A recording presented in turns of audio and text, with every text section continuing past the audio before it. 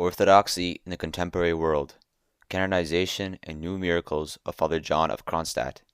Found in the 1965 Orthodox Word Number 1, Volume 2.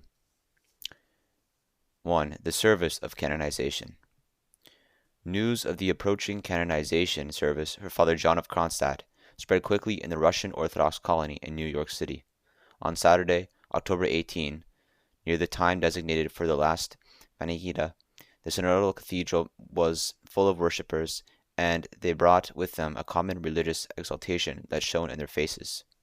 My joy, in the midst of summer they will begin to celebrate Easter, resounds the already accomplished prophecy of Saint Seraphim concerning the uncovering of his relics in July of 1903, when, as pilgrims who were present then at Sarov testify, the spiritual exaltation among the worshippers was like that of Easter. Similarly, the Panikhida and the service that followed it in honor of the newly revealed saint of God, the holy righteous John, wonder-worker of Kronstadt, might be called an Easter celebration in the midst of late autumn. From the Panikhida, the first hierarch of the Russian Orthodox Church outside of Russia, Metropolitan Filaret, came out. Concelebrating with him were Archbishop Nikon and clergy from nearby parishes and Holy Trinity Monastery. For the last time, prayers were said for the repose of the soul of Archpriest John of eternal memory, whose image, still covered by a shroud, stood behind the Panikhida table with its brightly burning candles. The solemn exaltation, sung to the new saint, soon filled the whole church, and at the same moment the shroud that had covered the magnificent face of St. John was removed. His invisible presence warmed our hearts with such joy the whole time. Those who attended the service in the city of Utica testified that at the moment when the face of the saint was uncovered, after the icon had been brought to the center of the church for the exaltation, in the sight of all, the lamp on the Panikhida table went out, a sign truly marvelous in its simplicity, beauty, and conclusiveness. And this in the center of teeming modernism, in the state of New York in North America, in the second half of the 20th century. After the reading of the Gospel, the veneration of it, and the icon of St. John continued to the end of the all-night vigil service. The dismissal delivered by the Metropolitan was as follows.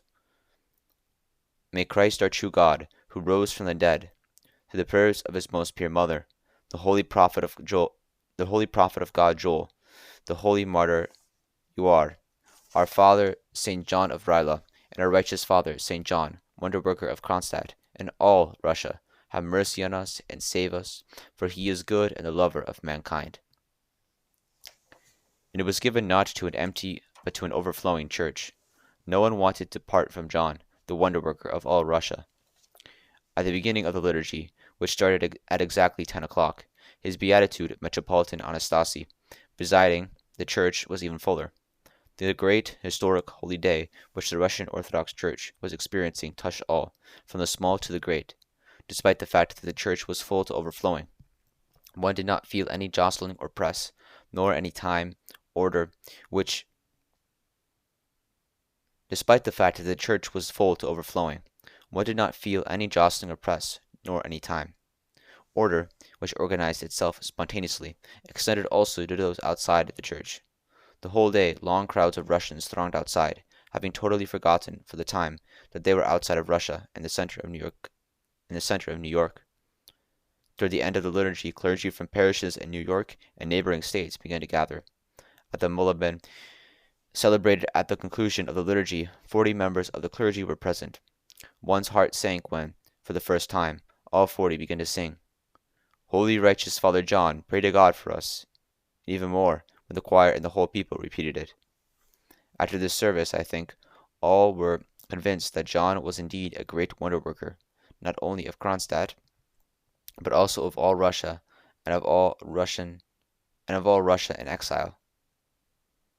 Recommended Cyprian. 2. A miraculous healing on the day of canonization. The priest relates the following miracle. Was afflicted by a severe swelling and infection in his left foot as a result of having stepped on a nail over a year earlier. On the eve of Father John's canonization, he celebrated a vigil service and akathist in his own church in New Brunswick, New Jersey.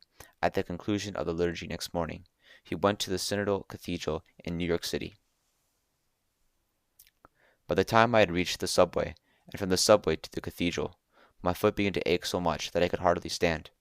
During the Mulligan, I fervently begged healing from my affliction. When almost everyone had left the cathedral, I went once more to the icon of the righteous John, and again prayed fervently for healing. At the banquet, the foot stopped aching. I somehow got up the courage to step on this foot confidently. I made the trip back completely well. The swelling became pale and began gradually to subside. It became as if something had burst there, and here I had been about to undergo a serious operation and possibly amputation. I consider it my duty to relate this miracle accomplished to the prayers of St. John of Kronstadt, witnessed by Dr. Leonid Steffi and many parishioners. Orthodox Russia, November 28, 1964. Father John Karas. 3. Miraculous renewal of an icon. In a black and white photograph owned by Anna Osufe, in a black and white photograph owned by Anna Osufeva in San Francisco, the head of Father John became gradually, in the months just before the canonization, surrounded by an aureole of light, noticed also by others. On the day of the canonization, the image was blessed and exposed for veneration by Father Leonid Ubchinsky in the Church of St. Tikhon Zadonsky in San Francisco. From Orthodox Russia, November 14, 1964.